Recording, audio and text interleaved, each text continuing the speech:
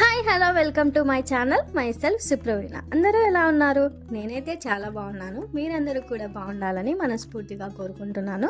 ఇంకా ఎవరైనా మన ఛానల్ని సబ్స్క్రైబ్ చేసుకోకపోతే డూ సబ్స్క్రైబ్. హిందువులు చాలా పండగలనే సెలబ్రేట్ చేసుకుంటారు. దసరా, ఉగాది ఇలా అన్ని పండగలను ఒకరోజు మాత్రమే సెలబ్రేట్ చేసుకుంటారు. కానీ వినాయక చవితిని వినాయకుని బొమ్మ తీసుకురావడం దగ్గర నుంచి వినాయకుని నిమజ్జనం చేసేదాకా ప్రతిరోజు సెలబ్రేట్ చేసుకుంటారు. సో ఈ వ్లాగ్లో నేను ఈ వినాయక చవితిని ఎలా సెలబ్రేట్ చేసుకున్నాను అనేది చూడబోతున్నారు. ఇప్పుడు నేను చూపిస్తున్నది వినాయక చవితి ముందు రోజు నేను నా చేతులతో చిన్ని వినాయకుడిని తయారు చేసుకున్నాను. నాకెందుకో అనిపించింది ఈ సంవత్సరం నా చేతితో తయారు చేసుకున్న వినాయకుడికి పూజ చేసుకోవాలి అని. అందుకే నేను ఇలా నా చేతులతో ఒక చిన్ని బుజ్జి వినాయకుడిని తయారు చేసుకున్నాను. నా వినాయకుడు మీకు ఎలా అనిపించాడు అనేది కింద కామెంట్ సెక్షన్లో చెప్పండి. ఎకో ఫ్రెండ్లీ వినాయకుడిని అయితే తయారు చేసేసుకున్నాను. కానీ ఎకో ఫ్రెండ్లీ వినాయకుడిని ప్రతిష్ఠించాలి కదా.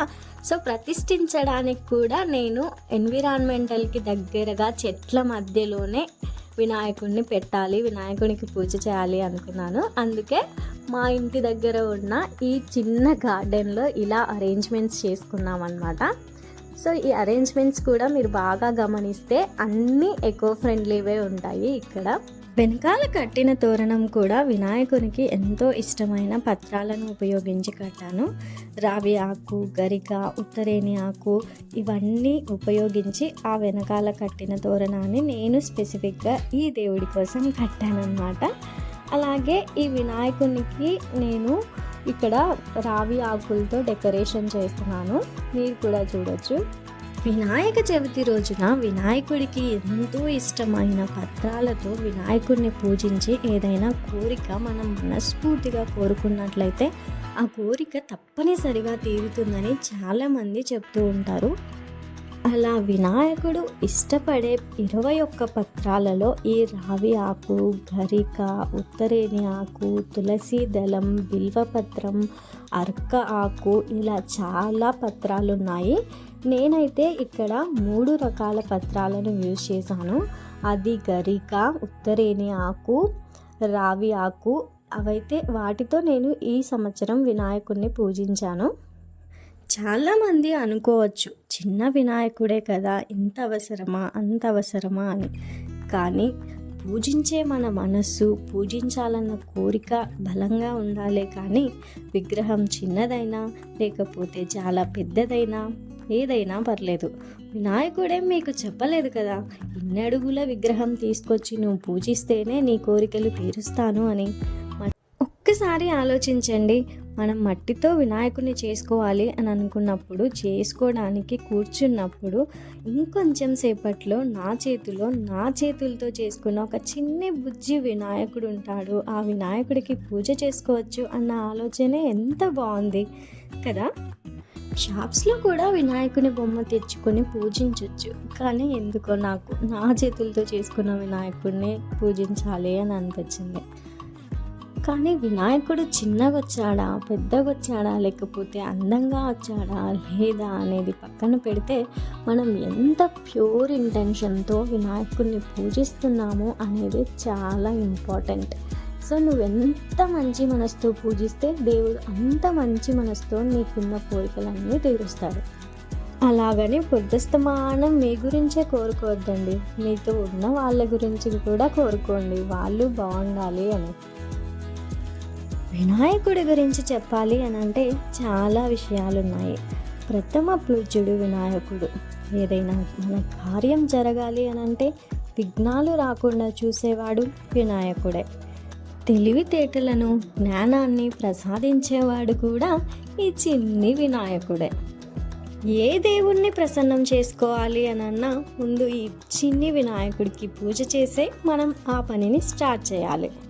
ఇక ఈ వినాయక చవితి గురించి చెప్పాలి అని అంటే వినాయకుడు పుట్టిన రోజున మనం వినాయక చవితిగా సెలబ్రేట్ చేసుకుంటాం. అంటే ఆ రోజే వినాయకుని జననం జరిగిందని దాని అర్థం.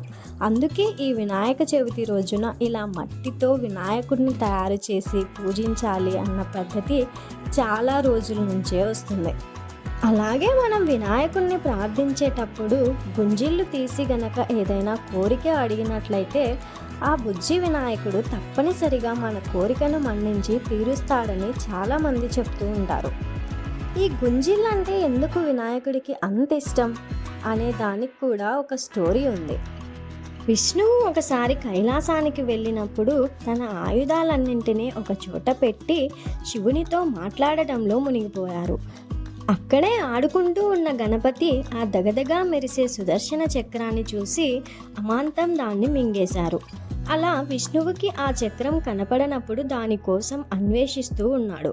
గణపతి దగ్గరికి వచ్చి ఏమి వెతుకుతున్నావు అని అడగగా నా సుదర్శన చక్రాన్ని వెతుకుతున్నాను అని విష్ణువు చెప్తాడు.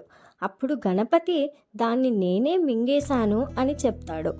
అప్పుడు గణపతిని ప్రసన్నం చేసుకోవడం కోసం విష్ణువు తన కుడి చెవిని ఎడమ చేతితో పట్టుకొని ఎడమ చెవిని కుడి చేతితో పట్టుకొని ఇలా గుంజిళ్ళు తీయడం స్టార్ట్ చేశారు.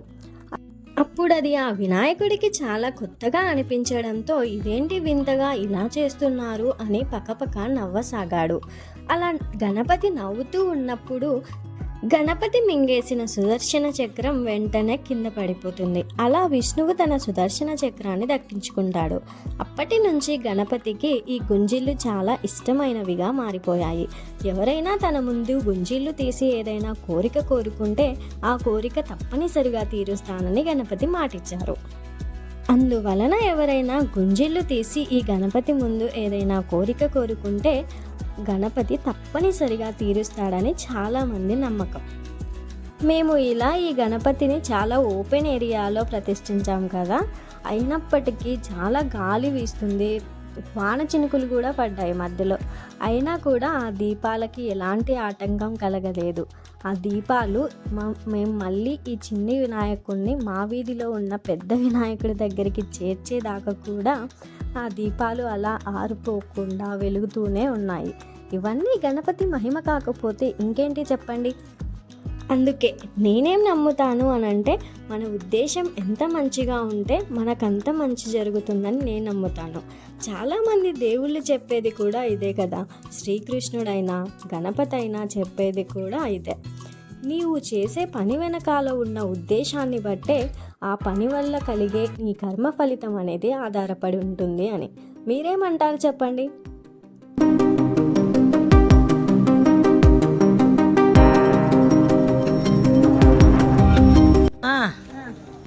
అనరింగా జై జై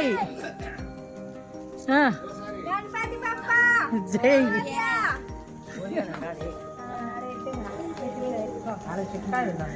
పెట్టిరా పోడు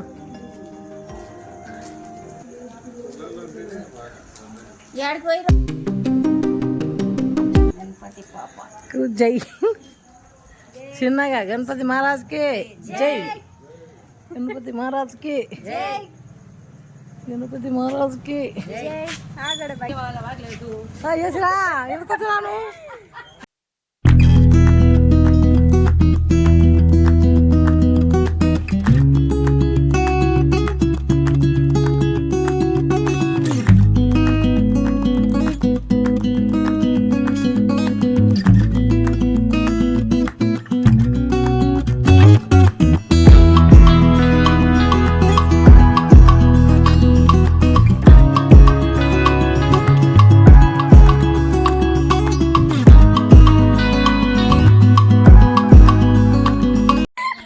నవాకు రికార్డ్ అవుతుంది. ఈ ఇయర్ మా గణపతి పూజ అయితే ఇలా జరిగిందనమాట. ఎకో ఫ్రెండ్లీ గణపతిని తయారు చేయాలి, ఆ గణపతికే పూజ చేయాలి అన్న ఉద్దేశంతో మట్టి వినాయకుడిని నిన్న తయారు చేసి ఈరోజు ఇక్కడ ఎకో ఫ్రెండ్లీగా ఎన్విరాన్మెంటల్కి దగ్గరగా ఉండాలి అన్న ఉద్దేశంతో ఇలా చెట్ల పక్కనే మేము ఇలా డెకోర్ చేసుకొని వేసామన్నమాట. డెకరేషన్లో కూడా మేము వాడిన మట్టి కుండలు కానీ ఎవ్రీథింగ్ అవి కూడా ఎకో ఫ్రెండ్లీవే. అన్ని మట్టి వస్తువులతోనే ఈ సంవత్సరం మా పూజ ఇలా జరిగింది. మా పూజ మీకు ఎలా అనిపించింది అనేది కింద కామెంట్ సెక్షన్లో కామెంట్ చేయండి. మా కంటెంట్ నచ్చినట్టయితే మా ఛానల్ని తప్పకుండా సబ్స్క్రైబ్ చేసుకోండి. Bye guys. ఓకే.